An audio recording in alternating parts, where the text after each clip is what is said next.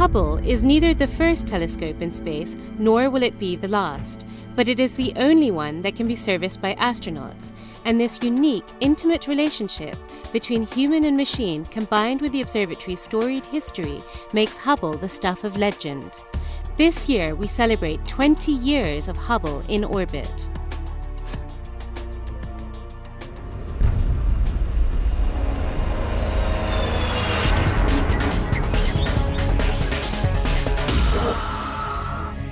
This is the Hubblecast, news and images from the NASA ESA Hubble Space Telescope. Travelling through time and space with our host, Dr. J, aka Dr. Joe Liska.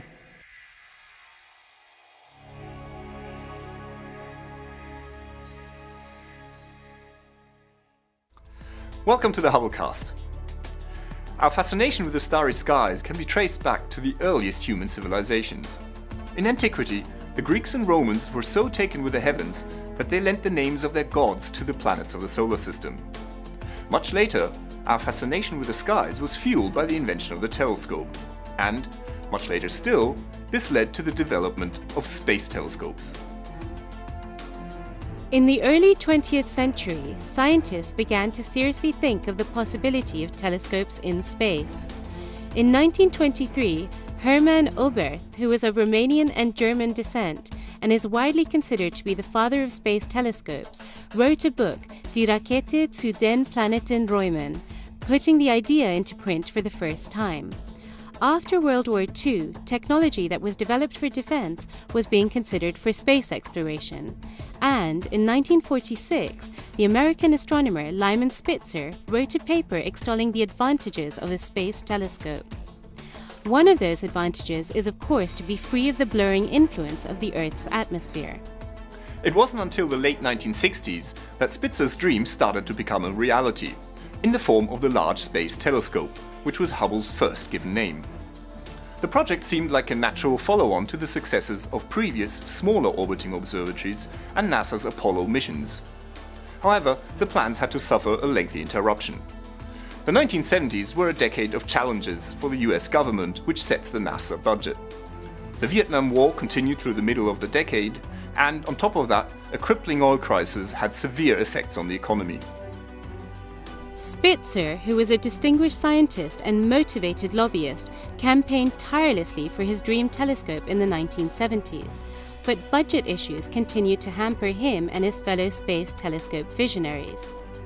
Finally, an idea to collaborate internationally brought the dream one step closer to reality.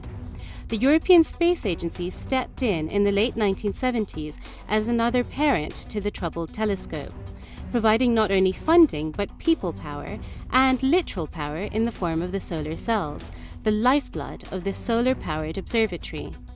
ESA also built one of the observatory's first-generation instruments, the Faint Object Camera.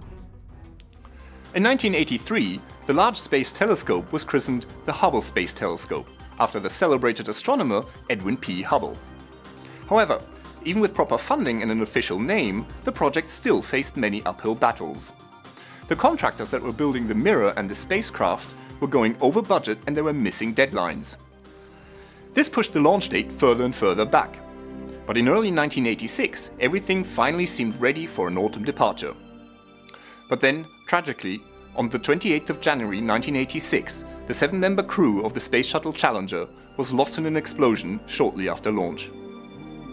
After the shocking Challenger disaster, NASA halted all shuttle missions from 1986 through the fall of 1988 until a lengthy review could be conducted and astronaut safety assured. During the grounding of the shuttle program, engineers continued to work on Hubble in its temporary home, a clean room. On a bright April morning in 1990, the Space Shuttle Discovery carried a crew of 5 to finally deliver Hubble to its home 600 kilometers above the Earth, decades after its initial conception. The celebrations ended quickly when, shortly after Hubble was deployed, scientists discovered a spherical aberration in the Space Telescope's primary mirror. The distortion in the images, seen as a fuzzy halo, was a result of an incredibly tiny 2-micron flaw in the shape of the primary mirror. This would be the equivalent of the thickness of 2 average sheets of paper. but it was enough to distort the images, frustrate scientists and engineers, and prompt the ridicule of the media and taxpayers alike. Hubble became synonymous with expensive failure. But, like any legend, Hubble fought back. Aiming at correcting the optics of its flawed mirror shape and installing a new instrument as part of the maintenance plan, the first servicing mission to the Hubble Space Telescope was launched in December 1993. Among the 7-member crew was the European astronaut Claude Nicollier. During a riveting mission, astronauts brought Hubble back to the glory its creators intended. The CoStar package was the equivalent of corrective glasses, albeit large ones, the size of a refrigerator. Another new instrument was installed as well, the Wide Field and Planetary Camera 2, that itself had corrective optics and an impressive ultraviolet detection capability. In the following 17 years, Hubble literally changed the way we see the universe, and it discovered many fundamental new scientific truths. In the next Hubblecast, we'll be exploring some of these science highlights from the past 2 decades. Last year, astronauts visited the Veterans Space Observatory for the 5th time.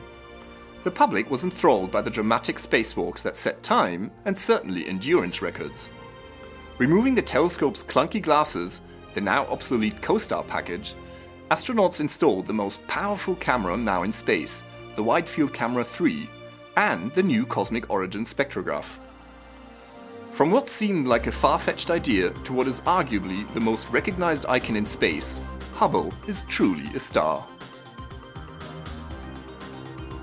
In honor of Hubble's 20th year, we'll be launching a fresh new look for the European Hubble website at spacetelescope.org. Stay tuned for the new site, launching on the 22nd of April. This is Dr. J, signing off for the Hubblecast. Once again, nature has surprised us beyond our wildest imagination.